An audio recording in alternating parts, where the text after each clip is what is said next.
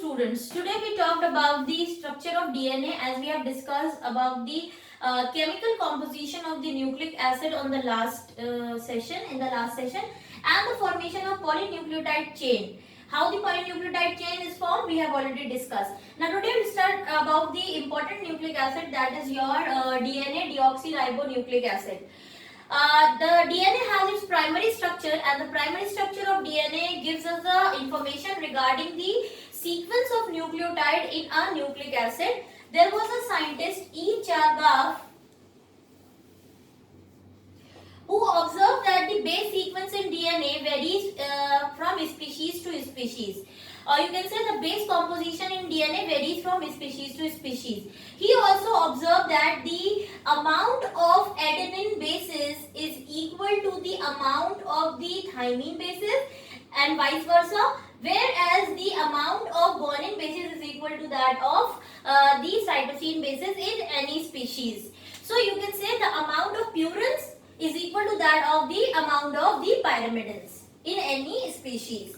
Okay? And the three-dimensional structure of the DNA, the three-dimensional structure of the DNA was elucidated by the Watson and Crick, that is called as the double helical structure, and we will be talking mainly about the double helical structure of DNA. The double helical structure of DNA consists of two right-handed helical polynucleotide chain. Two right-handed helical polynucleotide chain, and these polynucleotide chains can be called as the strands. S-T-R-A-N-D-S, strands. So the two strands of the DNA are anti-parallel, that is their 5' to 3', okay? That is, they run anti-parallel to each other in this direction. That is, their 5' to 3' direction run in the opposite direction, which means suppose you have this one chain as if one of the polynucleotide chain is in this direction, which is from 5' to 3', then the next strand will be in this opposite direction, that runs from 3' to 5'. What does this 5' and 3' means is that if you look at the polynucleotide chain, तो जो first nucleotide होगा, उसका जो fifth carbon पे hydroxyl group होगा, that would be free. And if you look at the last nucleotide chain, nucleotide, then you find that the hydroxyl group at the third carbon would be free. So इसलिए we mark the strand, so we mark the polynucleotide chain as 5' to 3'. Actually, we have if you look at this structure, then we see that the bases, they project towards each other in the helix, or you can say the bases project towards each other in the structure, in the helical structure. And the sugar and the phosphate group sugar and phosphate groups form a framework, or it gives a frame structure of the polynucleotide chain, or to this DNA.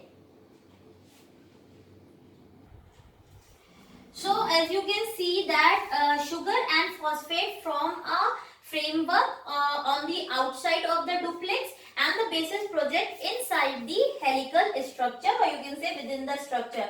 So your base sequence or the bases are like the steps in the spiral staircase, and the sugar phosphate group, the sugar phosphate bond is like the railing. The backbone of the nucleic acid is consisting of alternating sugar and phosphate group, and you should keep in mind that suppose you have these nucleotides, okay, so these nucleotides are attached through which type of linkage? They are attached through the phosphodiester linkage.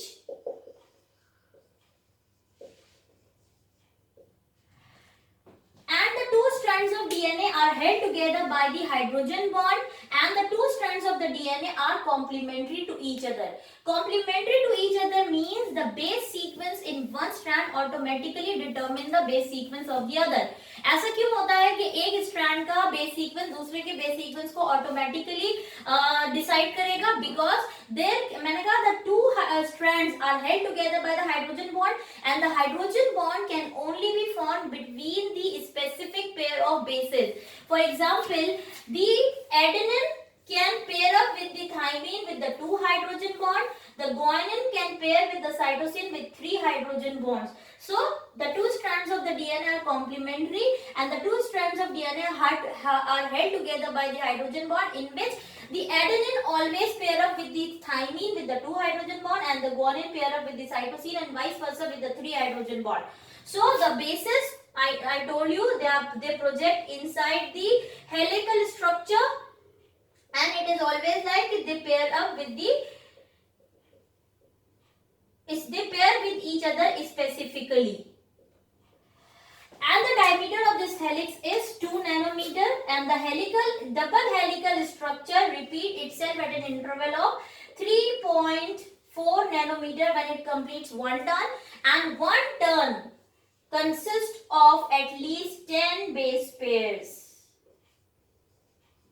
So this is all about the structure of DNA, where we see that sugar and phosphate group form the structural framework of the polynucleotide chain, and your base sequence are very important, and they are projecting towards each other inside the helix, and they specifically pair up with the another